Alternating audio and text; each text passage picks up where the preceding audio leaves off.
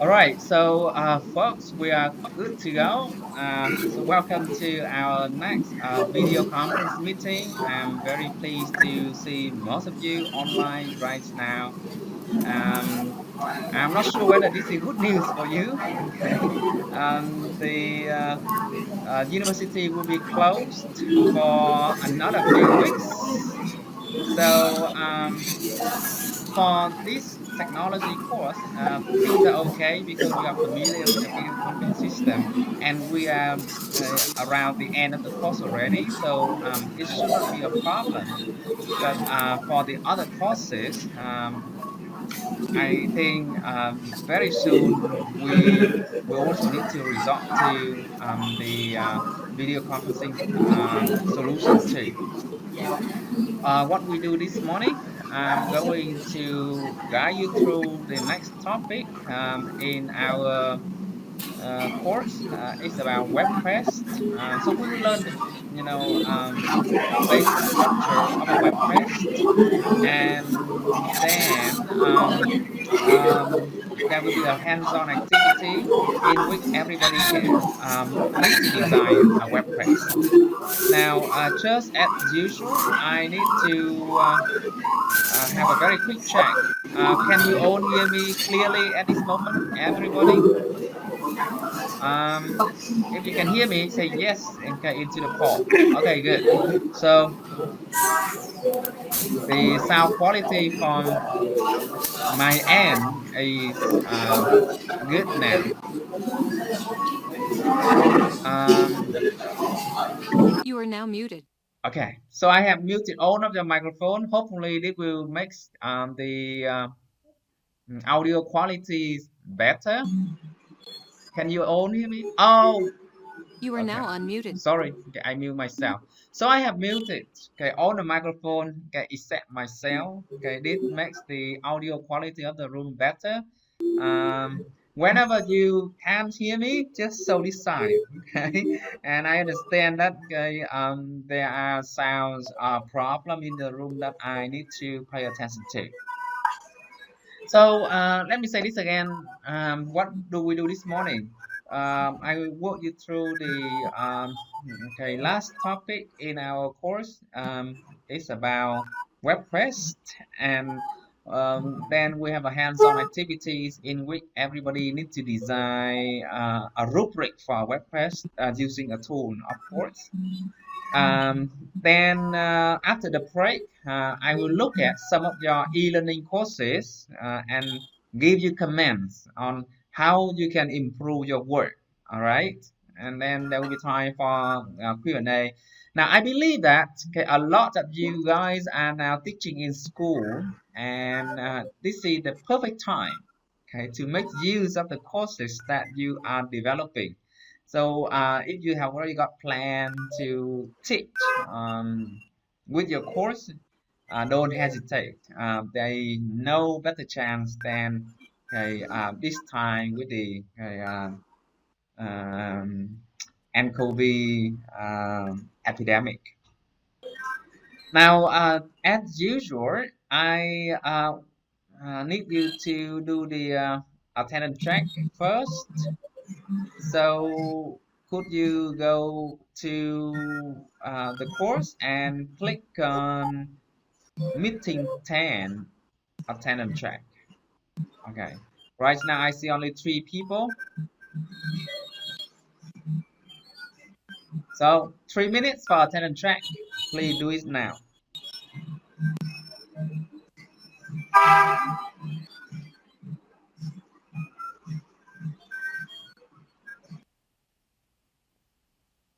Let me check again. Okay, 8 people. That's good. Everybody is here.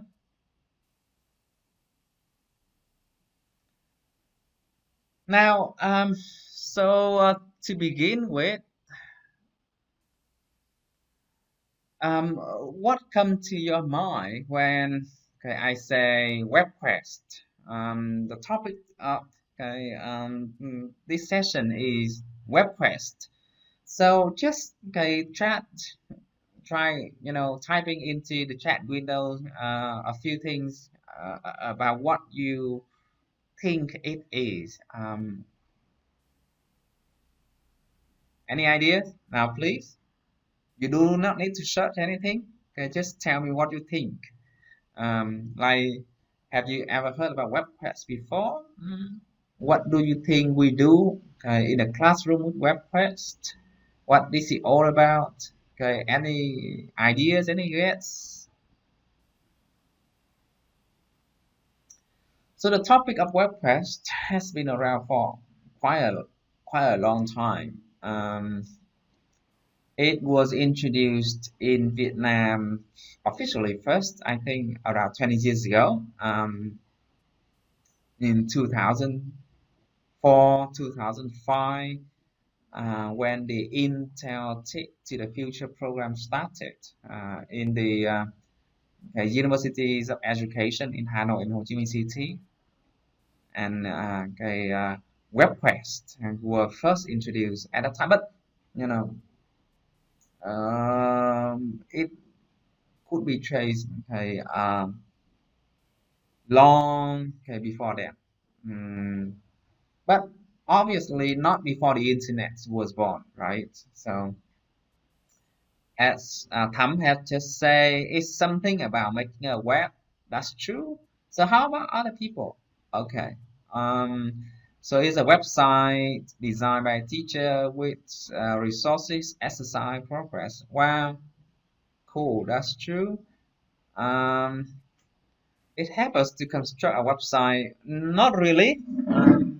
It's cool for us to design website and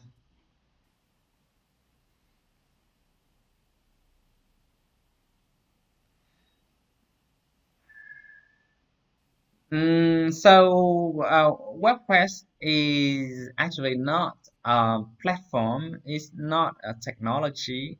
Instead, it's pedagogy. It's a way of teaching. Um, in which we try to make use of the internet, gather internet resources to help make learning fun and develop 21st century skills for students. Now, so the first thing I wanted to do before we get into the concept is to scroll your website down to topic number 4. Um, yeah, could you please go to topic number 4? And there's a Word document which says simple web quest building a city on Mars. Okay. Now I want you to download that Word document and open that on the screen. Yeah. Then you see a web quest. It's a learning activity. Uh, it says designing a city on Mars. Now, so I need you to spend about 5 minutes looking very closely at these learning activities. Then we will have some discussion about it. Okay. So this is a simple web quest that I want you to explore before we start breaking things down.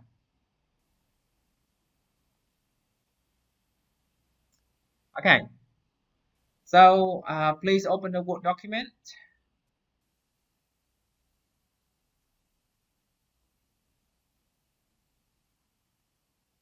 and yeah, look through the introduction, look through the task, process, resources, evaluation, and conclusion.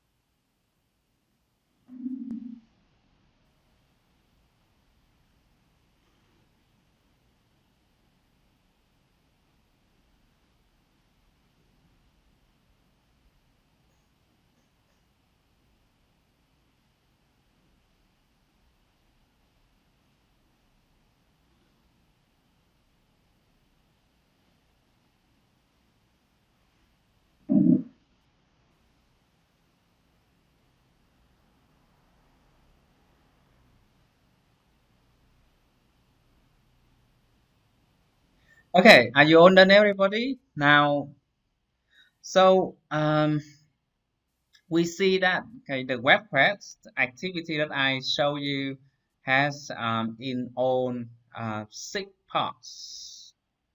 Now, okay, please look more closely at the introduction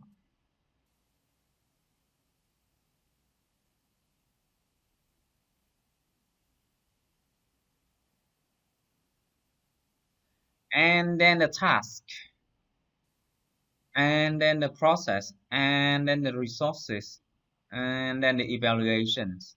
Now, so my question for you now is what are the differences between a web quest activities and a traditional learning activity that you can find?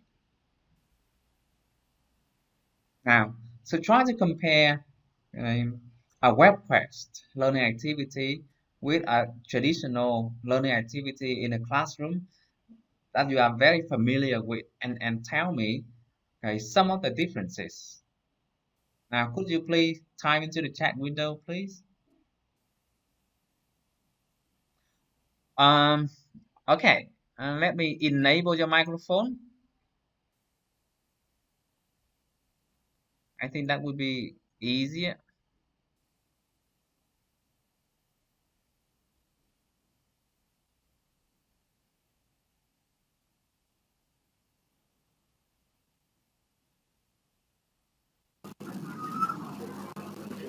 Yeah.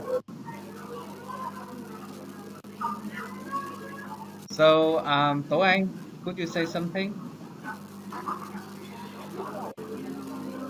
Yeah. Do you Yeah. see any differences?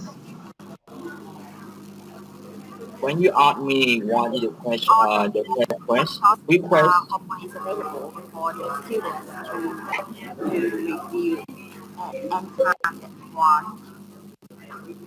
Okay, could you put the microphone a little bit closer, Tố Anh? Okay, you sound a little bit soft.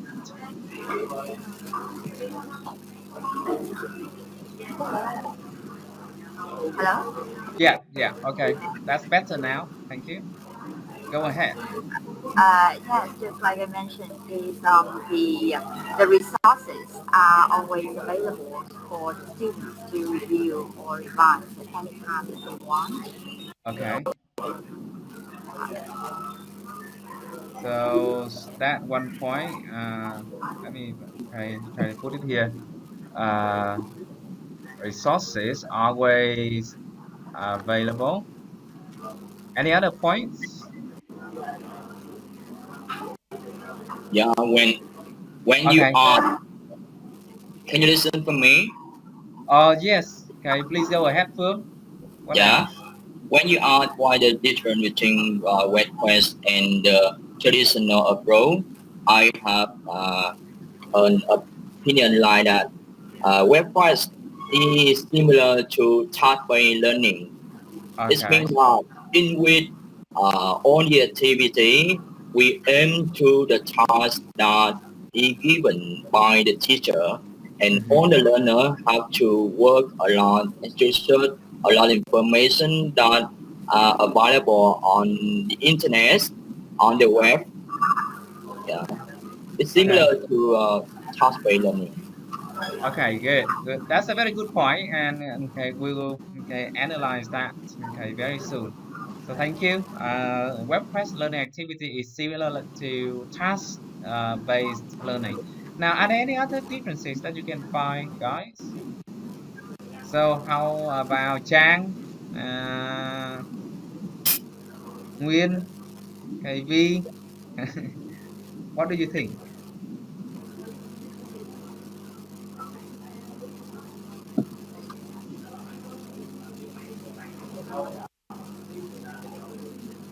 Thủy Vi, any ideas? Uh, I think that's kind of like second line Uh-huh. because we have a task and then I think it's more attractive than it's more interesting Okay. than all the activities in class. Okay. Yes. More because interesting, you more can engaging. take an objective clearly. Okay. So that Well, thank you. Now, if you pay attention to the process,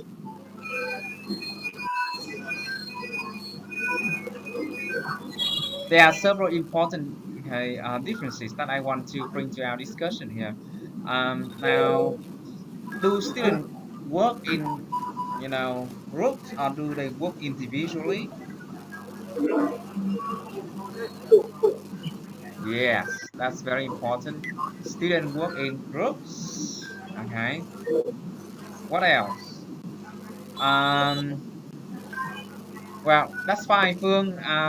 The sound problem is expected because some of our friends are in the internet cafe and the ambience is not very good. So whenever you speak, try to bring your microphone closer.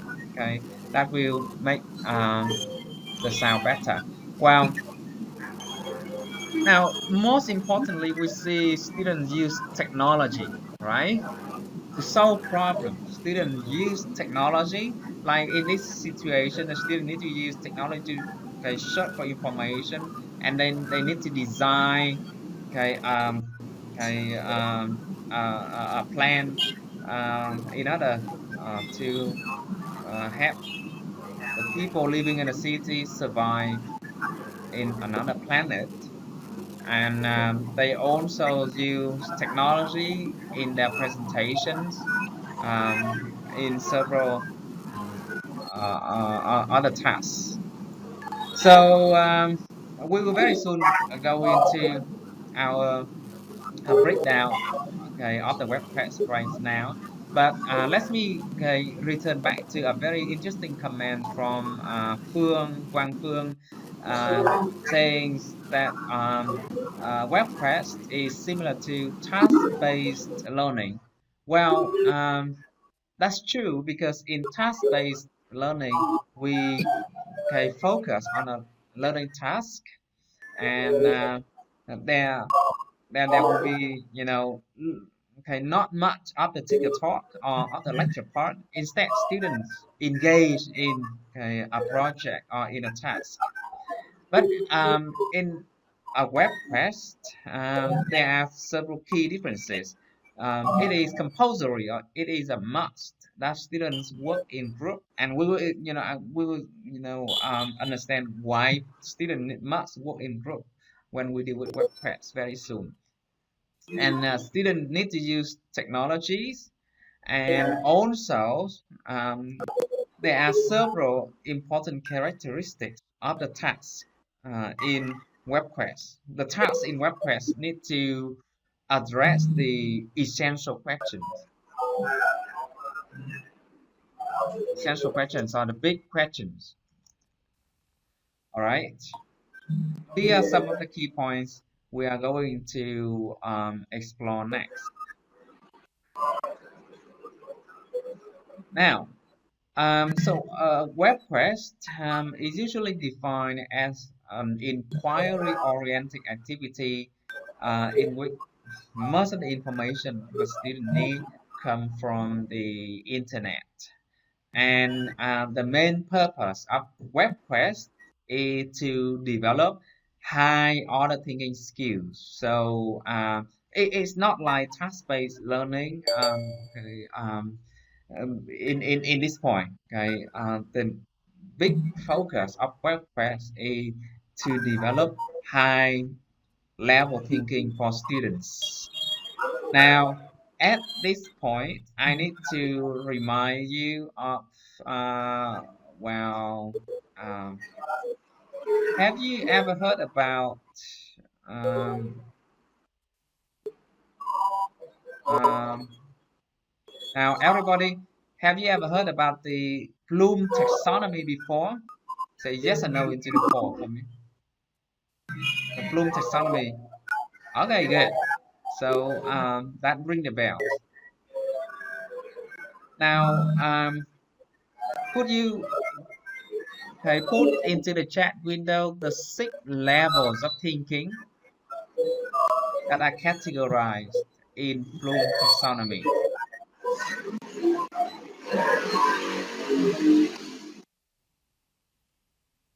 Now, please, can you type into the chat windows the 6 levels of thinking in the Bloom taxonomy?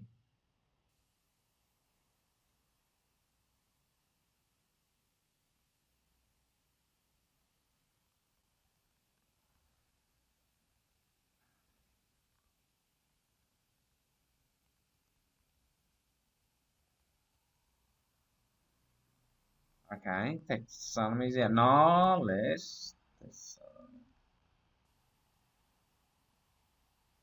Okay, good. Yeah. Any other inputs? So that's very good. Remembering, understanding, applying, analyzing, evaluating, and creating. Now, the original framework was based on descriptions. Nouns like knowledge, comprehensions were used, but now to make things easier for teachers, those levels are described in terms of action verbs. Because with the action verbs, it's more understandable for the teachers when they design lesson plan. And now when talking about the Bloom taxonomy, okay, we use those verbs: remembering, understanding, applying, and then analyzing, evaluating, creating. Now, the first 3 levels, remembering, understanding, and applying, are called low-level thinking. As the 3 level, okay, the student only need to retrieve information and apply the information. They do not need to make judgment. They do not need to break the information down and design and connect this with that. Okay, so the most important thing with a web quest is that the learning activity that we offer to the student need to address high level thinking like analyzing, evaluating, and creating. Now,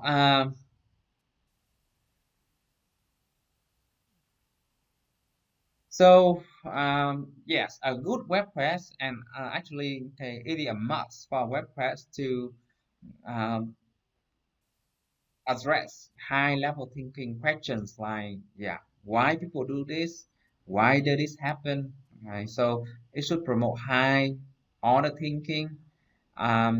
It should be linked to previous and subsequent learning activities in the curriculum. If you have a great web quest activities, but the topic of the web quest they're not linked to what students are working on in their curriculum, then it doesn't make sense, right? And the webcast should also be student centered and promotes scaffolding. It should also be fun.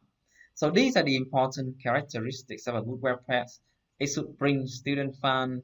It should promote high level thinking, and it should link to the curriculum. Now, as you see in the sample web quest activity building a cities on Mars, these are the 6 components: introduction, task, process, resources, evaluation, and conclusion. Now, previously in the technology course that we worked on, students are required to design a website, and in the website there will be 6 tabs with these 6 components. But starting from yeah, the last 2 courses, we have decided to uh, you know give you the task of designing e-learning content, e-learning courses, because it's more practical, and is also aligns more with what schools and education institution need today. So going back, these are the 6 components: introduction, task, process, resources, evaluation, and conclusion. Now we will look more closely at each part. In the introduction, we need to provide students with a very good hook, a very good scenario.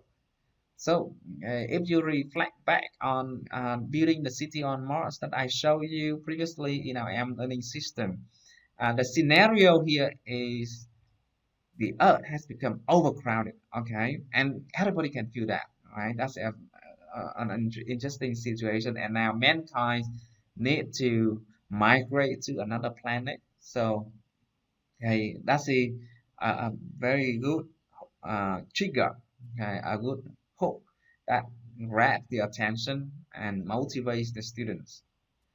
Now, the introduction is very important in order to develop high-level thinking for students. It also need to focus on the big questions, and by this time, um, I want you to, yeah, let me know whether you know these things. Okay. Now, so what are the big questions?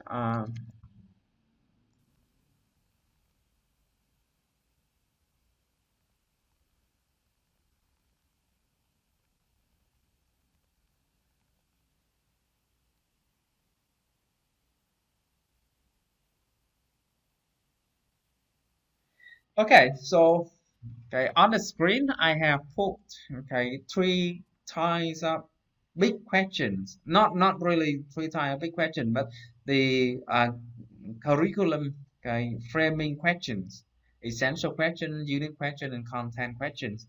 Have you ever heard about these types of questions before? Just say yes or no, okay, to the poll. All right, great.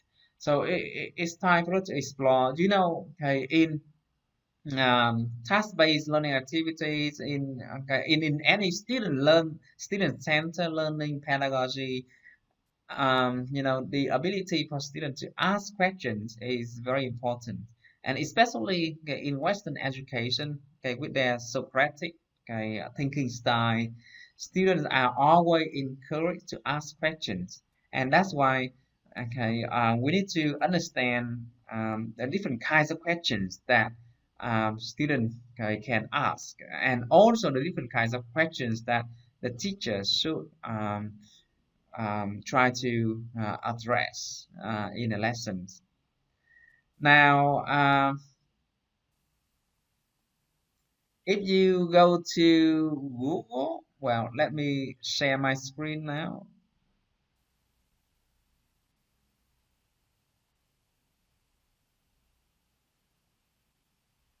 Okay.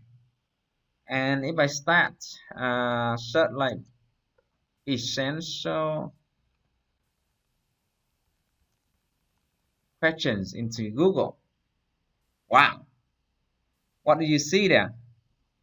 1.5 billion results, okay, coming back from the search engine, and okay, this means this is a very important concept in education, and is okay, it is a big gap, okay, if we do not understand much about them. So right now I will not lecture because that will be okay, boring for you. Instead, we'll do hands-on activities. I need you to spend about 5 minutes okay, searching on Google. Okay, try to okay, learn as much as you can about essential questions, unit questions, content questions, and then come back to the search to okay, our video conference room. Give me okay, examples. Okay, so okay, come back to the search engine. Come back to the chat window and give me an example of an essential question, an example of some content question, an example of a unit questions. Okay, yeah, 5 minutes. Yeah, just like in the classroom now. Okay, please do the Google search. And of course, I will explain later, but not okay, until you have done something.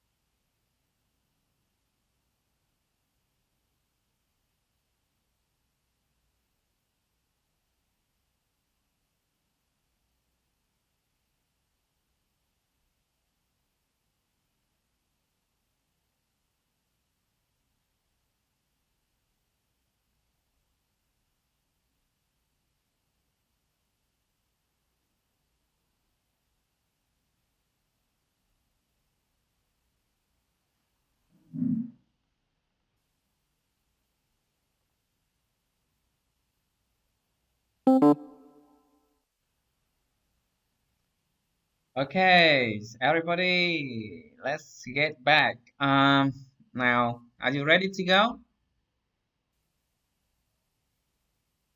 Please put into the chat windows your essential question first.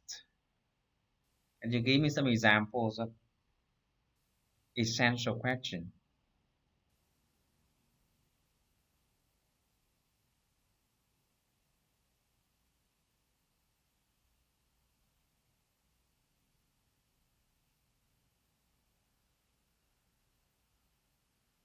Okay.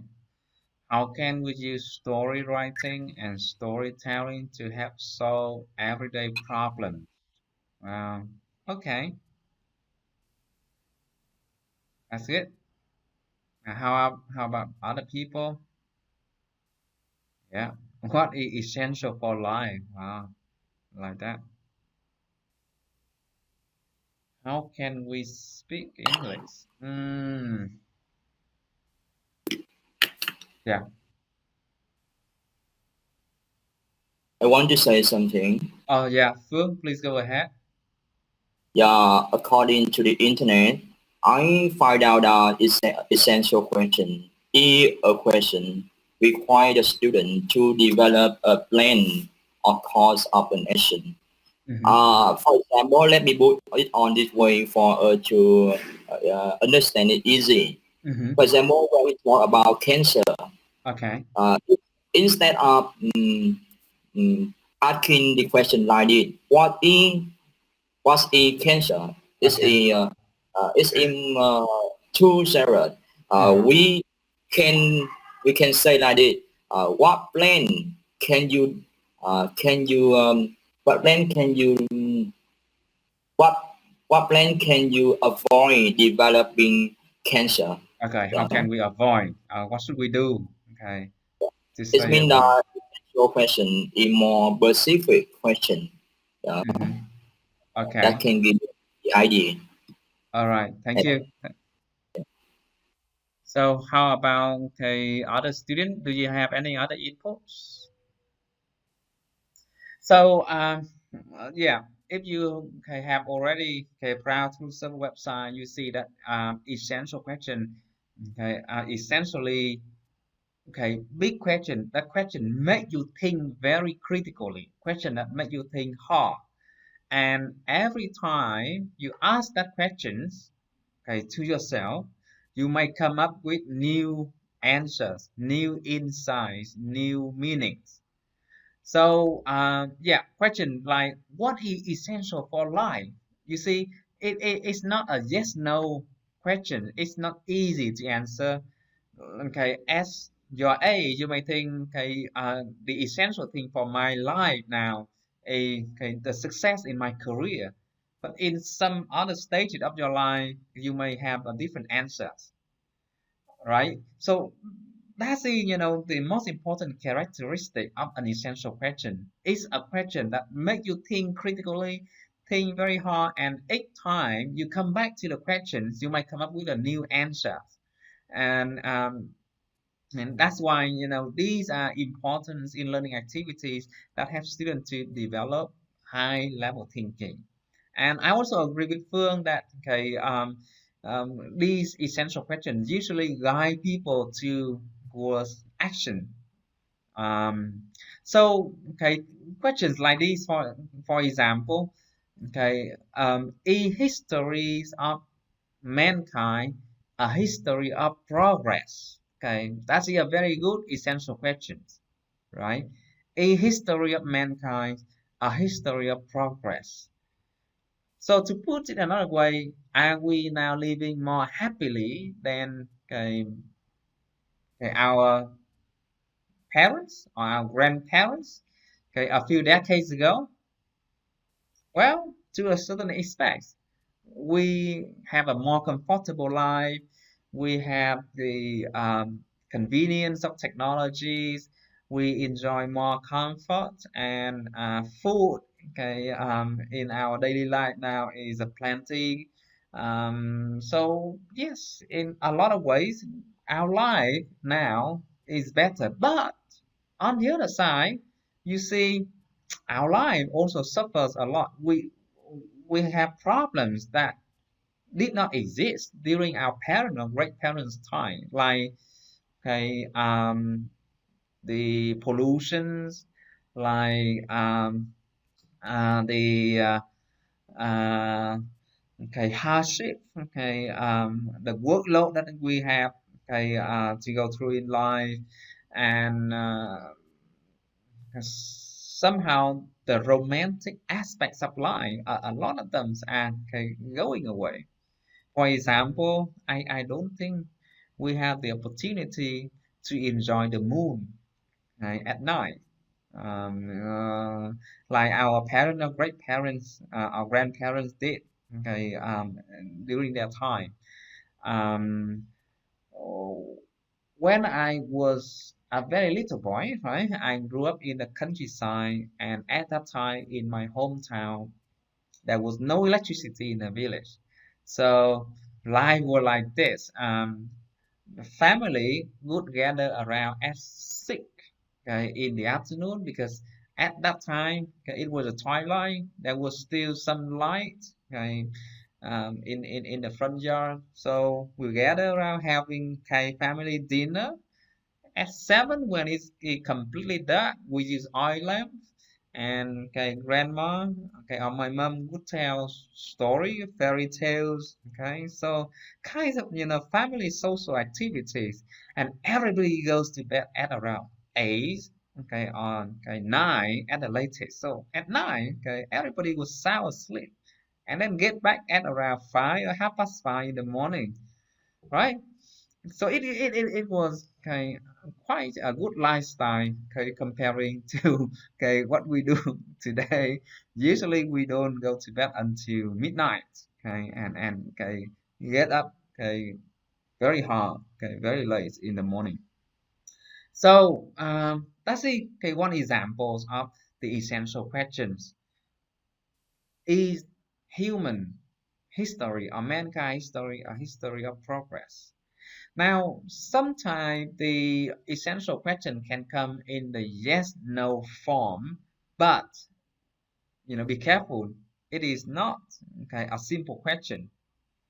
For example, um,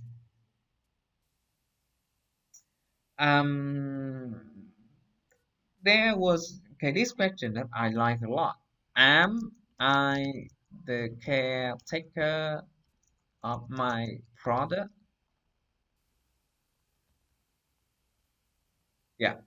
So this is a yes no question, but okay, this is considered as a very Very good, very meaningful, essential questions. Now, if you read the Bible, you know, okay, this question actually come from the Bible. There was a story, okay, about Cain and Abel, right?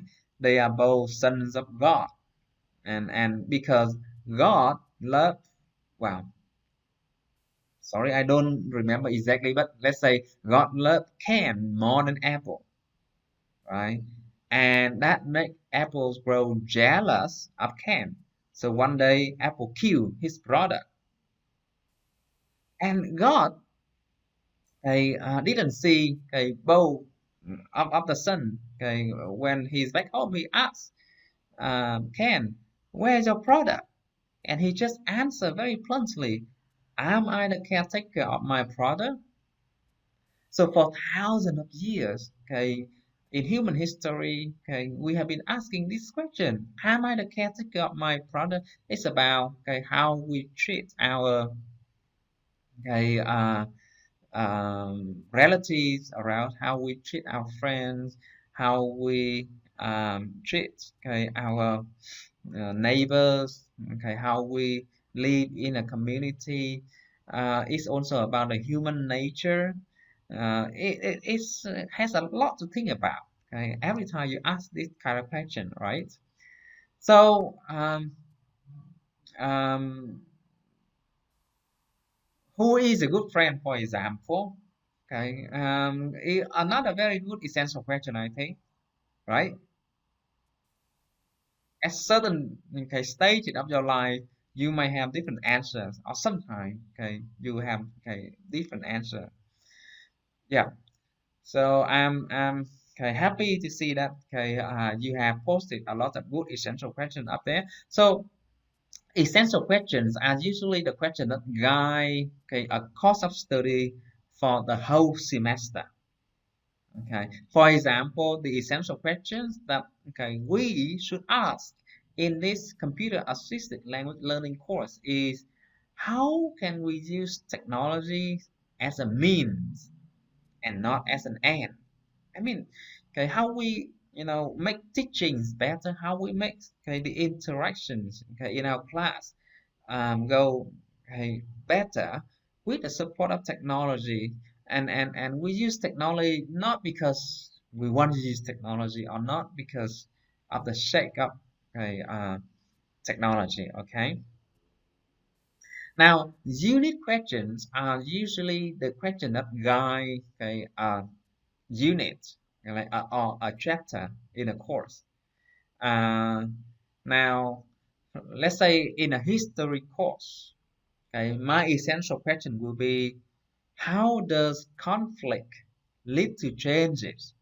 And when we know this all along, right? Conflict lead to wars and lead to changes. Just think back about how the world was completely changed after World War II or after World War One, right? So how the conflict lead to change? That's the essential questions for most of the history lessons, right? And then, we may come up with unit questions like, why did World War II start? Okay, why did World War II happen? Why did World War One happen? That is a unit question. It's a question that guides the whole unit. And going down into each unit, we now have questions that ask for details. So with essential question and unit question, usually the questions start with why, how, and they usually address high level thinking. It requires students to, you know, look into the details, compare, contrast, and come up to the answers or the solutions, or the analysis. Now, the content questions are usually more specific, more detailed. For example, when did World War II happen? By the way, you know when? I hope everybody know the answer, right? 1939. Okay, when the German forces invaded Poland. Now that's the factor. factual information, and um, uh, with a lot of content question. Sometimes content question can also come in why and what, but they address more details. Okay, so because okay, this is a very important topic in modern education and also in Western education. I just want to spend more time with it. So hopefully next time when somebody talk about essential question, unit question, and content question, you say, "Aha, yeah, I know something." Um, Now, next part in the web quest is the task, and the task in web quest is different from the learning task or the language task in task-based language teaching. Okay. In this part, the teacher usually provide a clear descriptions of what students are supposed to do and what the final products can be. So some examples of the task for student, like you see on the screen, they should be ready to perform a play, act out something. They should prepare a PowerPoint presentation.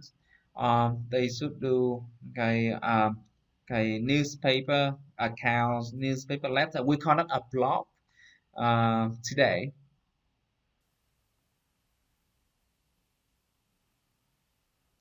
Now, in the process, the teacher usually describe the steps that students need to go through in order to complete the task.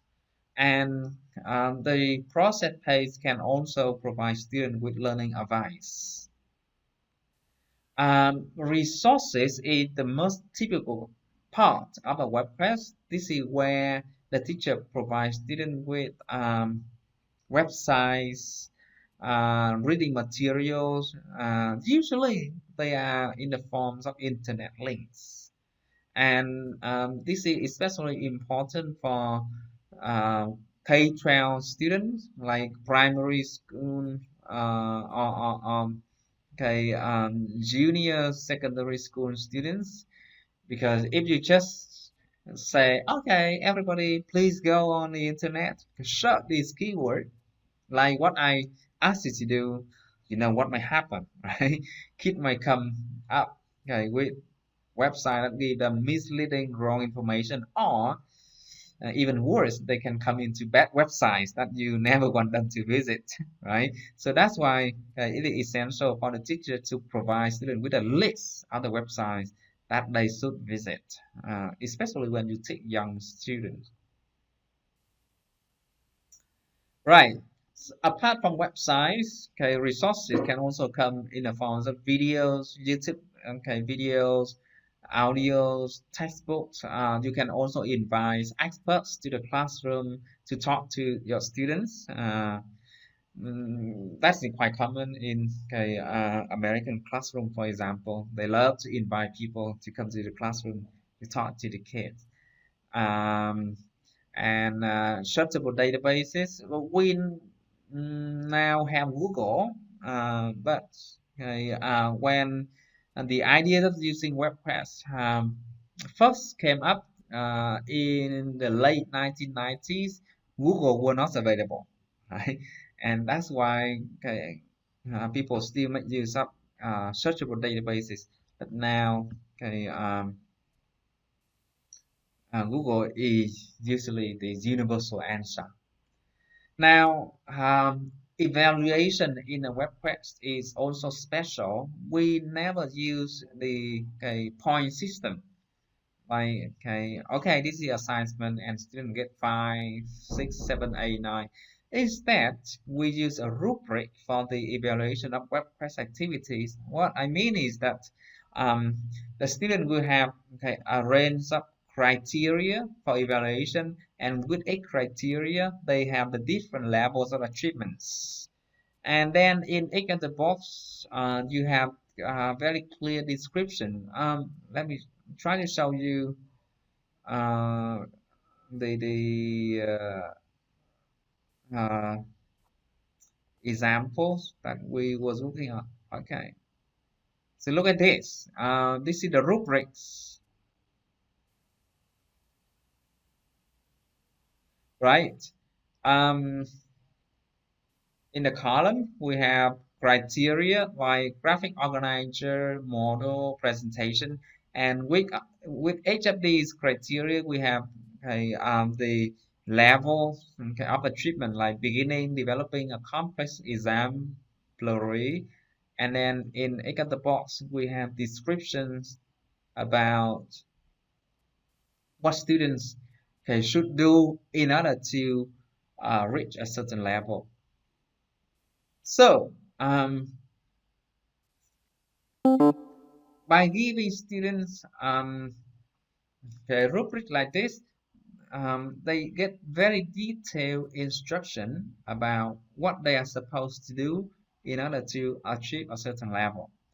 Now, in the next part of this class, you will be required to build a rubric with the support of technology. Okay, that will be quite cool. I hope you will like it. Lastly, we have the conclusion in which we summarize all of the activities, and sometimes teacher can also provide feedbacks on the student products. So to sum up, we have gone through all of the six important parts of a web quest. Now, so in the introduction, we start with a good scenario, and then it should come with a big questions, essential question or unit questions. Then in the task, we require students to achieve a very specific thing. Usually, it's a product. And then in the process, the students are given instruction on the steps they should take in order to complete the task. Resources is where we provide students with uh, learning resources, usually in the form of web links. Evaluation is usually in the form of rubrics, so that students are clear about what they are supposed to do in order to get to a certain level of achievement. And lastly, we have the conclusion. Okay, now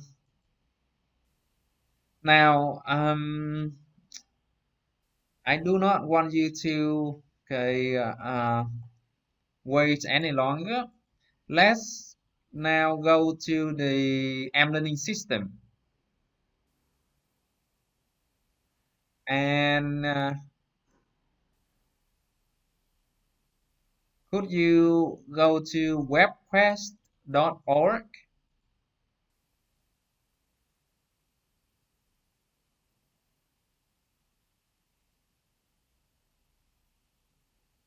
You can also open Quest Gardens or Teacher WebQuest.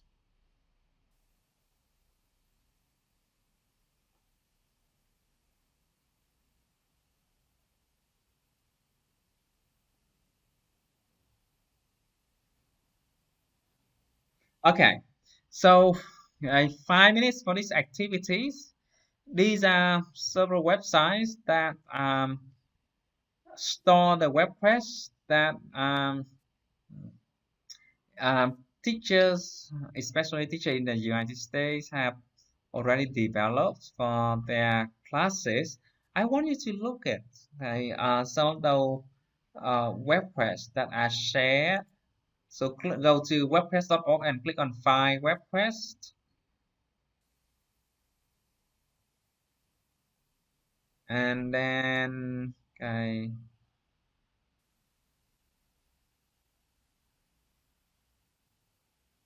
share the database. You can go to foreign language.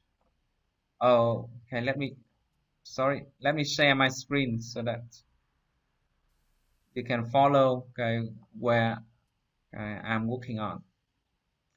So let me say this again. Please go to our course and click on WebQuest Simple. Okay, these three links, and then in Quest Garden you can go to click for examples, and then I click on the subject like foreign language, on, yeah, business, and then the grade level, and then search, and then you see, okay, a lot of web quests coming up.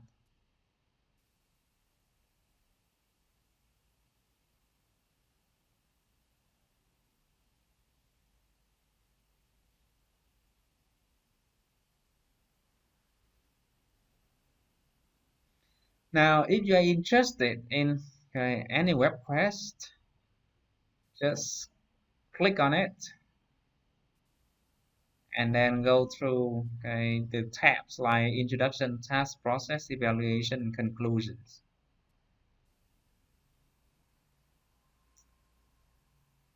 Okay, so everybody, this is the hands-on activities. I want you to look at, okay, a web quest that you are interested in, any web quest, and then type into the chat window, okay, the big questions that you find in that web quest. Okay, so, okay, at the end of these activities, I want you to share with the whole class in the chat windows, okay, the link to the web quest and, okay, the big question that you can find in that web quest. Now 5 minutes, and then we go back and then, okay, start working on, okay, building the rubrics.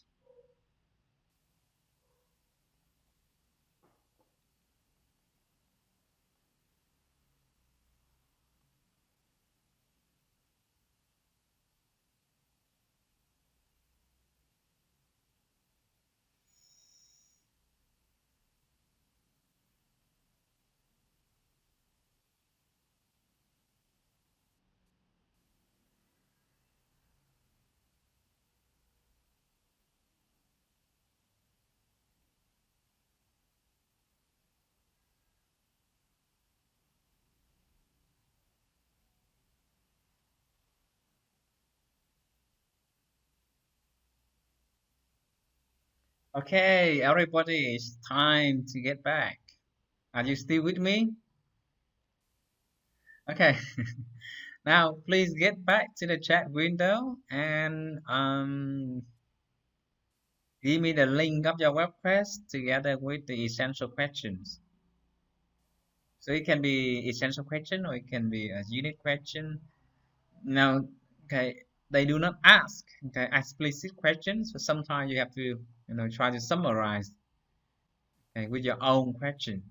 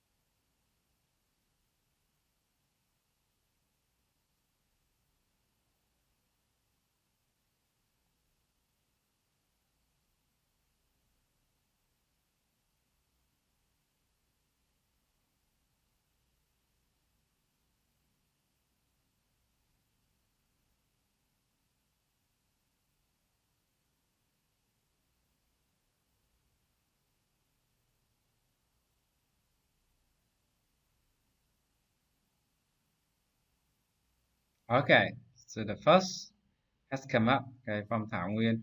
What do you know about the universe? Okay.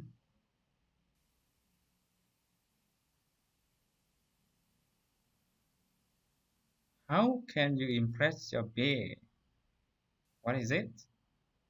Are you sure that the spelling is correct?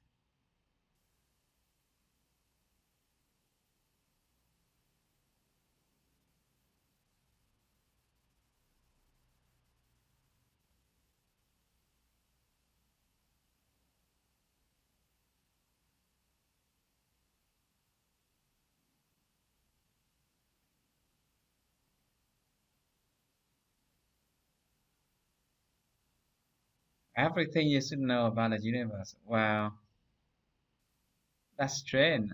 When I click on your web quest, it looks like this is an unfinished web quest. Okay, still a work in progress. And so, yeah, you can think about the question for yourself. What do you know about the universe? Hmm, you know, it doesn't sound much like an essential question if you ask, okay, what do you know about the universe, right? Uh, Student can, okay, just tell you about the stars, the moon, the solar system, and much of the factor system. So you can ask questions like how the understanding about the universe, okay, influence, okay, your way of life. Okay, how does that change the way you think? Right? For example, okay, I myself love to learn about the stars, love to look at into the sky and learn about the stars, and I feel, oh, I am so small, I am so lucky to be living on Earth, okay, a very tiny planet in the galaxy. So, okay, my life is just a blink of an eye in the universe. So, and I'm very lucky to be here. I should enjoy my life. Okay, I should never feel, sad. Okay, I'm very lucky to see the world around me. So I should always take the full opportunity to, to experience it, take it to the full. For example, okay, so okay, we can ask question, okay, like that. How the understanding or learning about the universe, okay, change the way we think, change our, okay, perceptions of life. Okay, why are black rhinos in danger? Hmm, I think this is more like content questions rather than an essential question, right? But it can be a unique question too, I think. Okay, what is an ideal resume? Hmm. Now, okay, one tip, if you are not sure about, okay, how you can start the question, then instead of asking what, try to start with how. Okay, it's a very good, okay, keyword. Okay, so if you try to, okay, change the question to how, it will sound more like an essential question. For example, how can I, okay, impress my employers with my CVs, right? So each time you think about that question, you might come up with new ideas.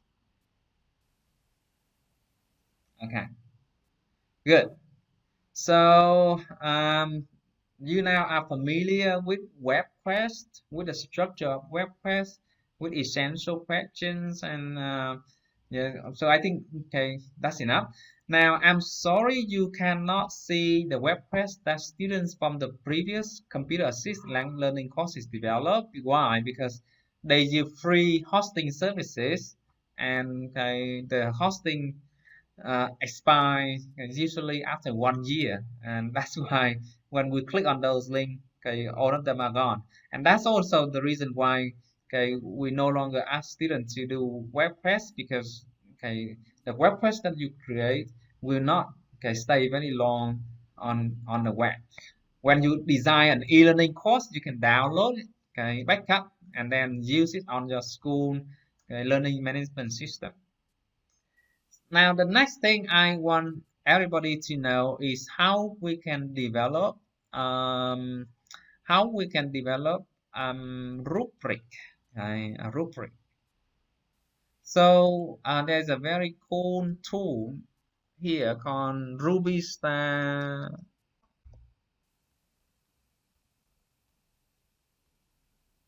okay, for teacher. Oh yes, it is Ruby Star for teachers.org.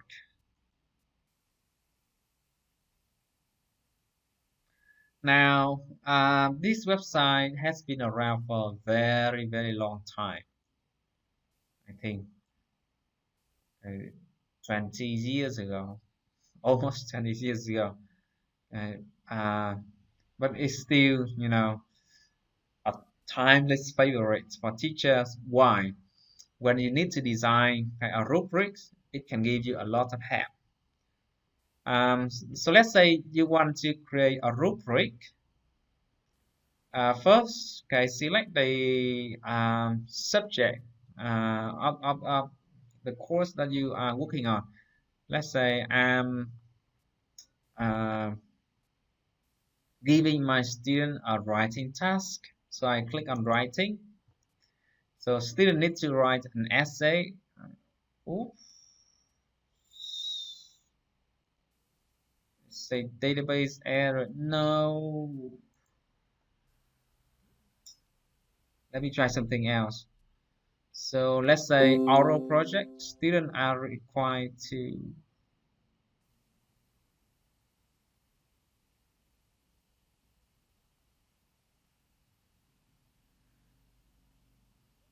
Okay, guys, I'm sorry. This website is running into troubles. Instead of returning the data from the database, now they just return the PHP errors. So sorry, okay, we cannot use it to practice creating rubrics now. But okay, I hope it can be back very soon. Now with Ruby Star for Teachers, you only need to select the criteria for evaluation, and then the levels of achievement will show automatically for you with suggested ideas.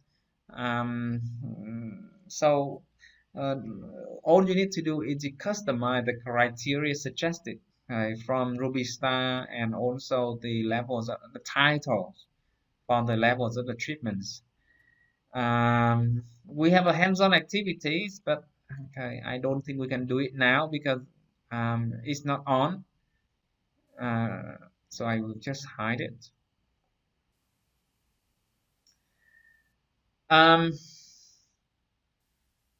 so it's now 10. I want to give everybody 10 minutes break.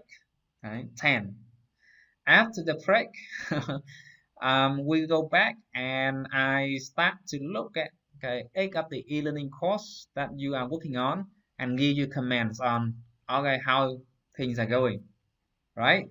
So now it's 5 past 10 and we get back after 10:15. See you then.